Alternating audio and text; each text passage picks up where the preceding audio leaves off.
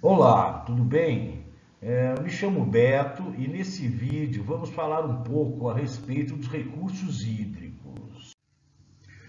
Você sabia que a quantidade de água no planeta Terra é constante?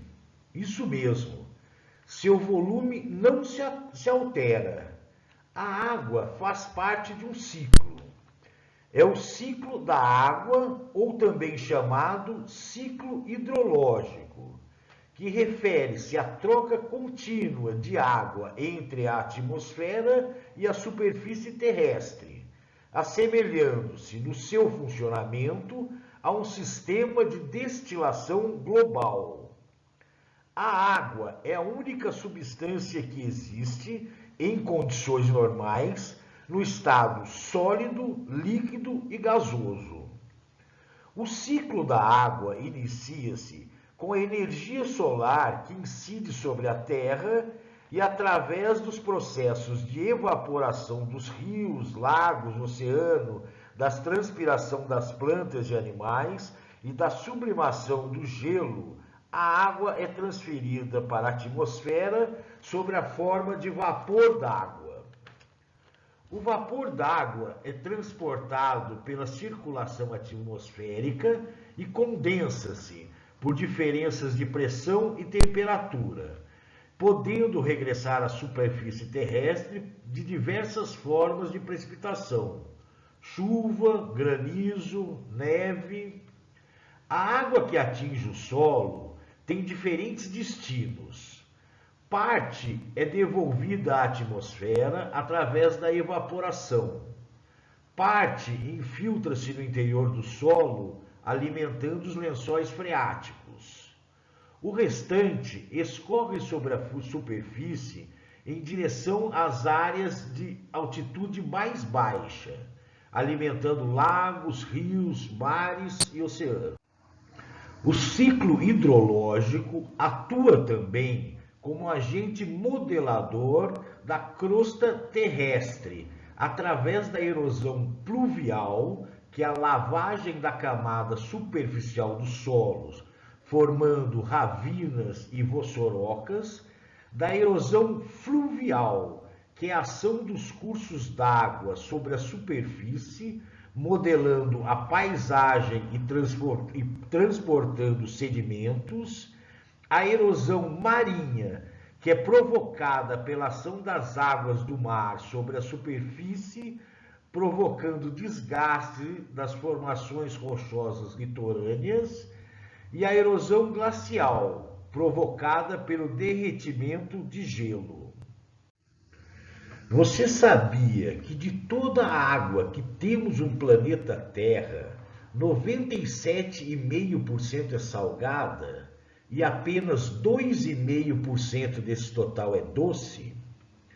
E desse total de água doce, apenas 0,3% estão em rios e lagos com acesso mais fácil e barato para a coleta, que são as águas superficiais. E o restante dessa água doce está na forma de gelo ou nos lençóis freáticos, que são as águas subterrâneas, de difícil extração e, consequentemente, mais caras para o consumo. Isso faz com que você tenha em mente a seguinte questão: é super importante utilizar de forma racional esse recurso. Apesar de termos apenas 0,3% de água superficial no mundo, essa quantidade é muito grande. Porém, a sua distribuição é desigual. E, para assegurar o acesso à água de qualidade para fins humanos, isso implica em custos muito altos. Estudos mostram que 10% das pessoas no mundo não têm acesso à quantidade mínima de água potável para consumo, seja por escassez física, seja por escassez econômica. A escassez física, que é a parte vermelha do mapa, e engloba a China, a Índia, o norte da África e também a África do Sul, os seus recursos hídricos não conseguem atender à demanda de consumo. Já a escassez econômica, que é a parte alaranjada do mapa e engloba a maior parte da África, a Indonésia, a Austrália e boa parte da América do Sul, uma boa parte da população não tem acesso aos recursos hídricos por falta de investimentos. A parte azul do mapa, onde temos o norte da Ásia, a Europa, o Canadá, os Estados Unidos, alguns países da América do Sul e Central, não temos nem escassez física, nem escassez econômica. As principais causas de escassez é devido ao mau gerenciamento, acelerado crescimento demográfico, alterações climáticas, desenvolvimento industrial, urbanização e desenvolvimento agropecuário. Para surpresa de alguns, a agricultura é responsável pelo uso de 72% dos recursos hídricos utilizados no Brasil. Grande parte dessa água é utilizada na irrigação para a manutenção da produção agrícola e mais 11% para a pecuária. A água é a base para o sistema de produção. É importante ressaltar que o agronegócio é responsável por 30% do PIB brasileiro e afeta diretamente a economia do país. Quase 50% do volume de água utilizado na irrigação são perdidos por evaporação. Além disso, ocorre a contaminação da água em lençóis freáticos por mau uso de agrotóxicos. O maior desafio da agricultura na atualidade é aumentar a produção de alimentos sem aumentar os impactos negativos ao meio ambiente. As indústrias consomem 7% da vazão gerada no Brasil. Estas instituições estão dispostas a criar uma agenda que contribui para a redução dos problemas que a sociedade e o setor industrial enfrentam devido à escassez desse bem. A agenda prevê uma série de medidas que buscam minimizar as consequências do desperdício nesse setor. Entre elas, o uso racional da água e o reuso dessa água, o compartilhamento de informações e a capacitação e treinamento do pessoal que atua nesse ramo. Bom, o uso urbano, o abastecimento urbano é responsável por 9% do consumo de água no país. O volume populacional cresceu e, consequentemente, a demanda de consumo e o desperdício de água também. Os brasileiros ainda mantêm hábitos que contribuem para a má gestão dos recursos existentes. Esses costumes agravam a situação de escassez, como torneira mal fechada, banho demasiadamente demorado, mangueira ligada sem uso, lavagem de calçada, limpeza excessiva de carro, escovar os dentes com a torneira ligada, etc. Foi criado para facilitar a visualização do gasto de água em produção de mercadoria, a pegada hídrica, que é definida como o volume de água total usada durante a produção e consumo de bens e serviços. Veja a seguir alguns produtos e quanto de água é gasto para sua produção. O chocolate, para se produzir 1 quilo de chocolate, gasta-se 17.196 litros de água.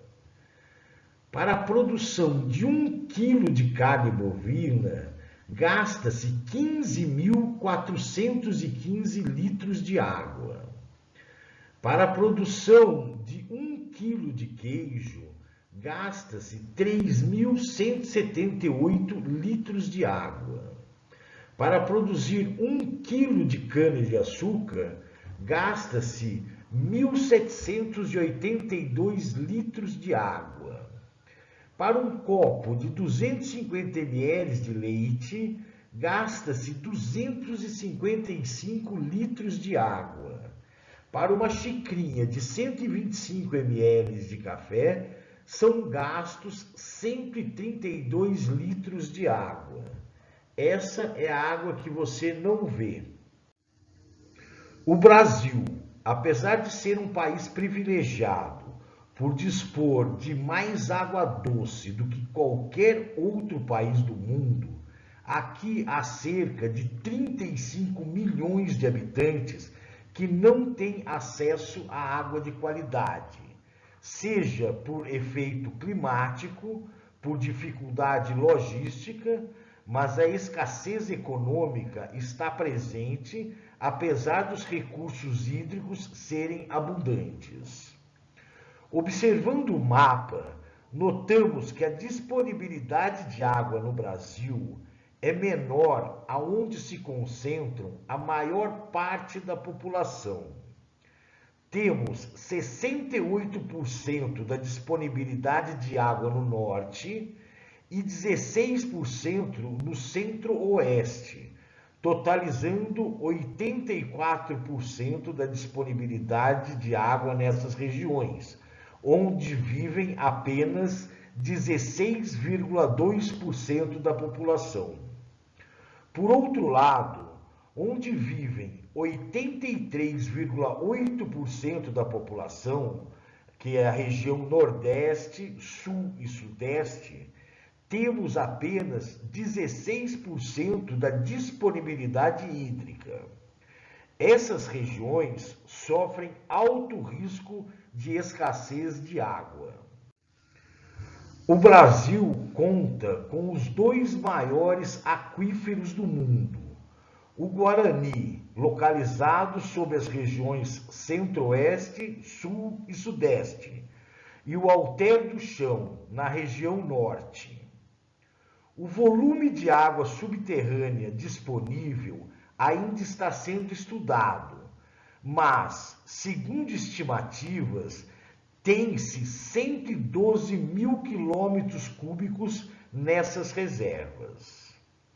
A utilização de águas subterrâneas para o abastecimento de cidades tem crescido nas últimas décadas, e a tendência é que deva perdurar, especialmente nos estados mais desenvolvidos. Cerca de 90% das cidades do Paraná e do Rio Grande do Sul são abastecidas por águas subterrâneas.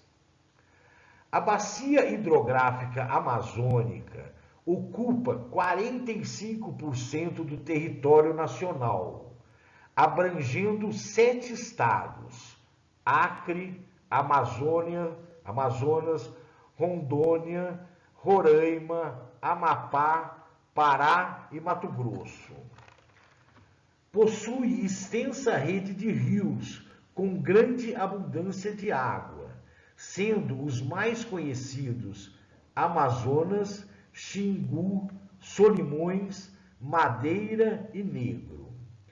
A região concentra 81% da disponibilidade de água superficial e cerca de 85% da área da bacia hidrográfica amazônica permanece com cobertura nativa. Os principais temas da bacia amazônica são desmatamento, saneamento ambiental, eventos críticos, hidrelétrica e navegação. A bacia hidrográfica do São Francisco ocupa 7,5% do território brasileiro e abrange também 7 estados: Bahia, Minas Gerais, Pernambuco, Alagoas, Sergipe, Goiás e Distrito Federal. A precipitação da bacia do São Francisco é muito abaixo da média nacional, apresentando frequentemente situações de escassez de água. Entretanto, a bacia hidrográfica do São Francisco tem importante papel na geração de energia para a região nordeste do país. Os principais temas são eventos críticos de seca, abastecimento urbano, qualidade da água, irrigação, potencial hidrelétrico e navegação. A bacia hidrográfica do Paraná ocupa 10% do território brasileiro, abrangendo 7 estados: São Paulo, Paraná, Mato Grosso do Sul, Minas Gerais, Goiás, Santa Catarina e Distrito Federal. É a região mais populosa e de maior desenvolvimento econômico do país. Por isso, possui as maiores demandas por recursos hídricos, tendo destaque o uso industrial. É também a região com maior área irrigada e maior aproveitamento do potencial hidráulico disponível. Principais temas: abastecimento urbano, qualidade da água, conflito pelo uso da água, vulnerabilidade e inundação. A Política Nacional dos Recursos Hídricos tem como instrumento para assegurar o uso responsável da água a outorga e a cobrança pelo uso. A outorga tem como objetivo assegurar o controle qualitativo e quantitativo do uso da água e o efetivo exercício dos direitos de acesso à água. A cobrança tem como objetivo reconhecer a água como bem econômico, incentivar a racionalização e obter recursos financeiros para a melhoria do setor.